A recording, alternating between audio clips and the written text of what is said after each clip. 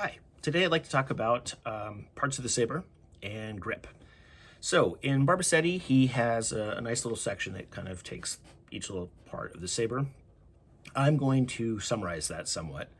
So do go read him. That will be useful and worth your while. I'm going to use this example. This is a swordsmithy saber from the Czech Republic. It's the sword my home school uses, and it's my favorite. I love this thing. It's about 650 grams, very, very, very closely modeled on Austro-Hungarian trainers of the 1890s, 1900, early 1900s. And it's really well balanced for what we do. So, quick and dirty version. Hilt, part we hold. Blade, part we hit people with. Although, you can hit people with this, but that's a different issue. So, guard, obviously. Knuckle bow, grip. This is the back strap, pommel, or in this case, a pommel nut. It's the blade. This is the ricasso.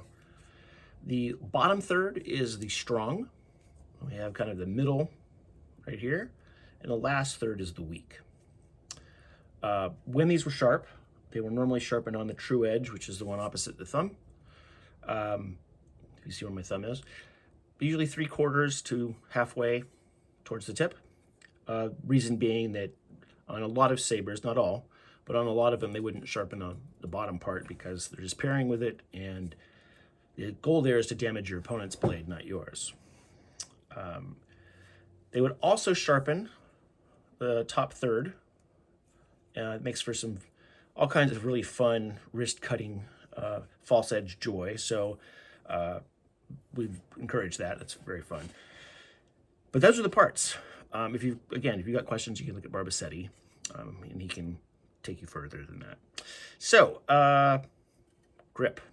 Grip's very important. So, there are a lot of ways to hold a saber. I have another video that goes over some of those. It's certainly not exhaustive. And for Barbasetti, he's very specific. He's got a very nice close-up of this in his book. But here, you want to pinch with your thumb and your forefinger. I usually do that about 1.5 to 2 cm from the guard itself. And the reason for that is that way back when, in the before times, in competition, sometimes we would run into each other on what they call core, and you'd get your guard smushed into your thumb, which does not feel good. I do not recommend. So I hold it a little bit farther back. If you want to hug that guard, go ahead, but I wouldn't. These 3 fingers, your middle, ring, and pinky, bring that saber into the heel of your palm, right? This is important. So these are the 3 points of contact: thumb, index finger, palm. Why is that important? Well, for 2 reasons. One, it's going to take some practice getting used to that if you're new to it, but it's also partly the way we make a snap at the end of a cut.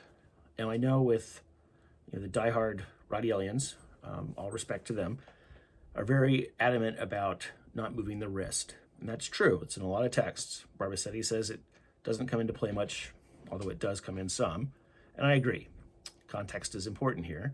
I am not chopping running Austrians who are fleeing from me in northern Italy. I'm playing with my friends.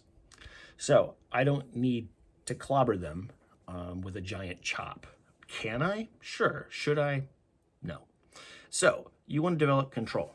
And this is a good way to do it. So even if you just hold it this way, put a mask on like the back of a chair or a fence, you can just practice snapping. What do I mean by that?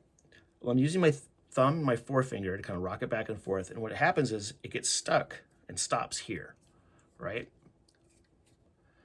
That makes a nice little snap. And what that shows and what it develops over time is control.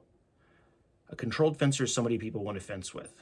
If somebody doesn't have that control, they hit like a brick. If they either lack the control or just don't care, you don't want to fence with that person. They're going to be rough on you. They're going to be rough on your gear.